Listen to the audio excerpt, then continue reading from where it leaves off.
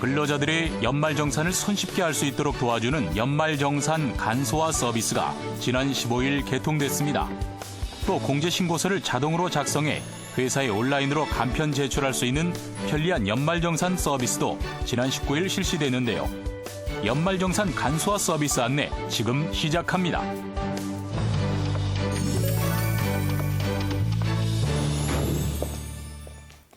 국세청은 지난 15일부터 연말정산 간소화 서비스 페이지에서 2015년 귀속 연말정산 소득 세액공제 자료를 제공하고 있는데요.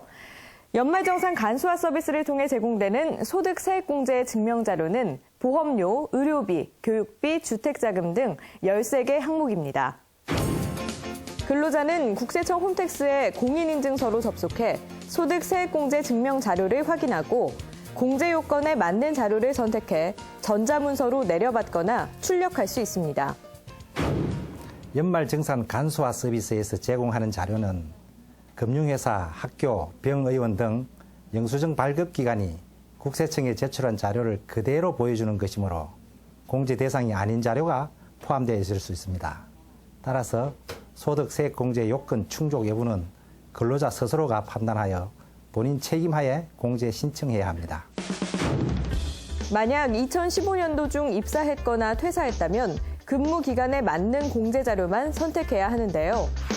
다만 연금저축, 퇴직연금, 기부금을 비롯해 목돈 안 드는 전세, 이자 상환액 소득공제 등은 근무기간과 관계없이 연간 납입액을 공제받을 수 있습니다. 또 근로자의 사생활 보호를 위해 난임시술비는 의료비와 별도 구분 없이 제공하는 만큼 난임시술비에 해당하는 경우에는 직접 의료비와 따로 분류해 소득세액공제 증명자료를 제출해야 700만 원 한도를 적용받지 않고 모두 공제받을 수 있습니다. 다만 본인의 의료비는 한도가 없어 난임시술비를 따로 분류하지 않아도 되지만 배우자의 난임시술비는 따로 분류해야 한도를 적용받지 않고 모두 공제받을 수 있습니다. 간소화 서비스 자료는 영수증 발급기관이 국세청에 제출한 것을 공제 요건 검증 없이 그대로 제공하는 것인데요.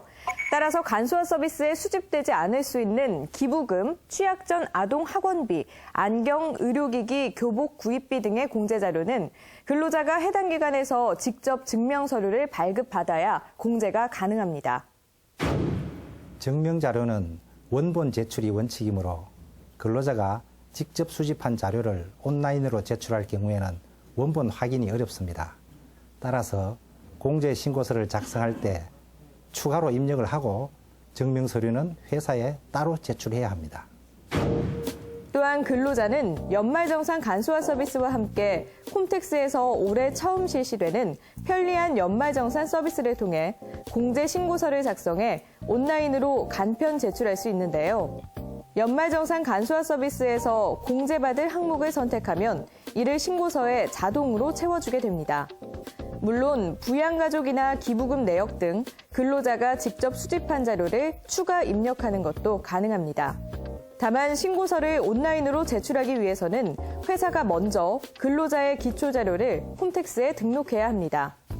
국세청은 연말정산 예상세액을 계산할 때도 자료를 자동으로 채워 쉽게 살펴볼 수 있도록 했는데요.